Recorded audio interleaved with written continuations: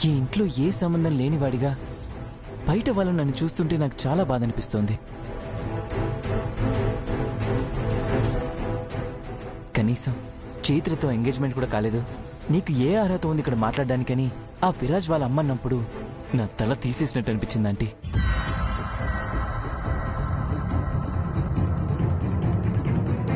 నీకు ఏమీ కాని మనిషిగా నీ పక్కన ఉండడం నాకు ఏమాత్రం ఇష్టం లేదు చైత్ర.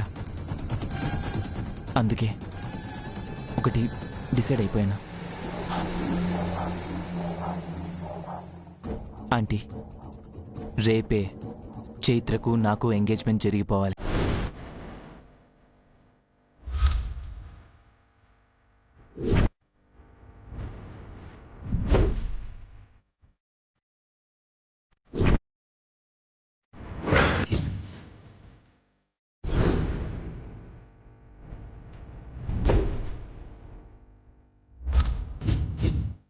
అప్పుడే నేను చైత్రకు కాబోయే భర్తగా చైత్ర పక్కన నిలబడగలను, ఎవరితోనైనా పోరాడగలను. చెప్పు చైత్ర, నీ నిర్ణయం మీదే నా స్థానం, నా గౌరవం ఆధారపడి ఉన్నాయి. పృథ్వీ గారు, సడన్గా ఎంగేజ్మెంట్ అంటే ఎలా వీలవుతుంది?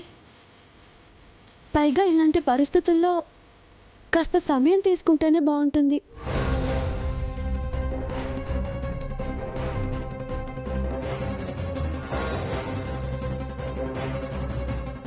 చైత్ర, సమయం తీసుకోవడం వల్ల సమస్య పెరుగుతుందే కాని తగ్గదమ్మా.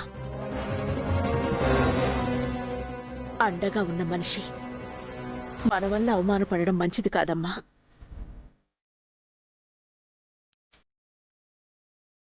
అందుకే పృథ్వీ చెప్పినట్టే చేద్దాం.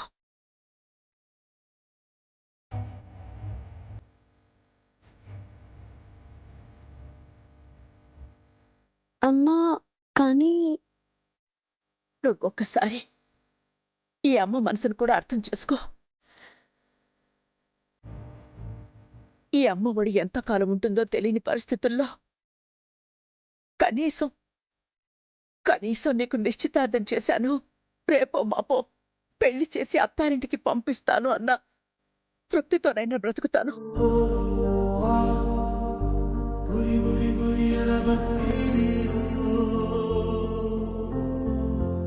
నా జీవితంలో ప్రతి ఆనందాన్ని విధిరాత చెరిపేసింది.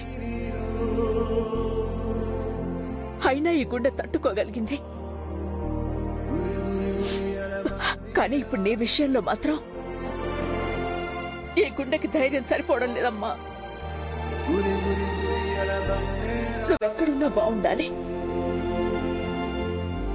నాలాగా నీ జీవితం కాకూడదు.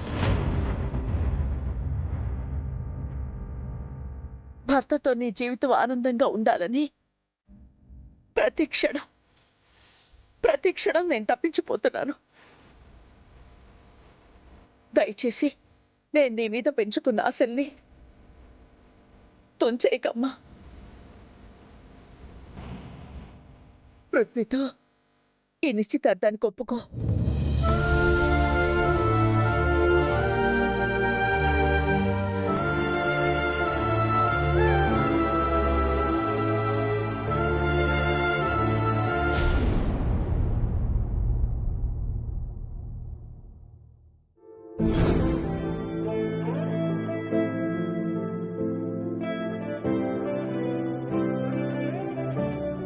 చైత్ర మరీ ఇంత సెంటిమెంటల్ ఫులా?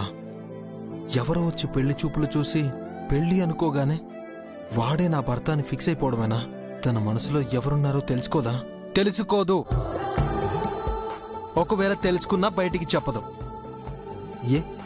ఎందుకు? ఎందుకంటే తను సాంప్రదాయాల మధ్య కట్టుబాట్లతో పెరిగింది. పెద్దల మాటకు తల వంచడం మాత్రమే తెలిసిన అమ్మాయి. తనకున్న ఆ మంచి గుణాలే తన మనసుకి సంకెళ్ళు వేస్తాయి. అందుకే తన మనసులో నువ్వు ఉన్నావని తెలుసుకున్నా బయటపడదు. అయితే ఇప్పుడు ఏం చేయాలి? నువ్వే నీ మనసులో మాట తనకి చెప్పేయాలి.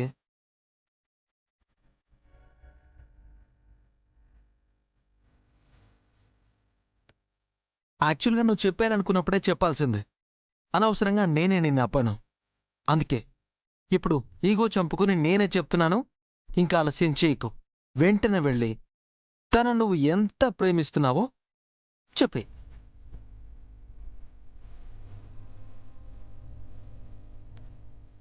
ఇప్పుడు చెప్తే మాత్రం నమ్ముతుందా? నన్ను యాక్సెప్ట్ చేస్తుందా? బ్లైండ్గా పృథ్వీని చేసుకోవడానికి రెడీ అవుతుంది. చూడు బ్రదర్, స్వచ్ఛమైన మనసులో కోరుకునే కోరిక, నిస్వార్థమైన ప్రేమ ఎప్పటికీ ఓడిపోవు. నువ్వు తనని ఎంతగా ప్రేమిస్తున్నావో అది తనకు అర్థమైతే చాలు, తనే నీ వేలు పట్టుకుని వచ్చేస్తుంది. Trust me.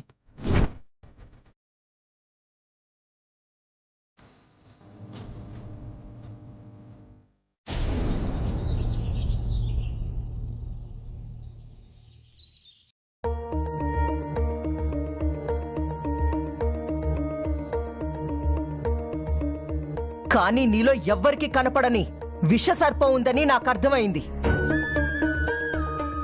అయినా పంచే రక్తం మంచిదైతే పిల్లలకొచ్చే గుణాలు మంచివవుతాయి. అక్కా అక్కా అక్కా, ఏంటి మహిని గోలా? ఊరికే విసిగిస్తూ ఉంటావు. నేనేం నిన్ను విసిగించట్లేదక్కా. నీ గురించి మాకు తెలియకపోయినా పర్వాలేదు. అట్లీస్ట్ నువ్వేంటో, నీ మనసేంటో నీకైనా అర్థమవుతుందా?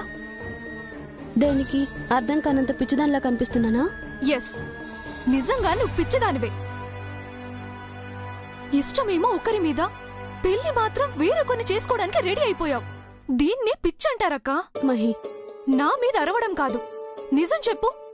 ఇప్పుడు ఈ ఎంగేజ్మెంట్ చేసుకోవడం నీకు ఇష్టమా? అసలు ఈ పెళ్లి నీకు ఇష్టమేనా?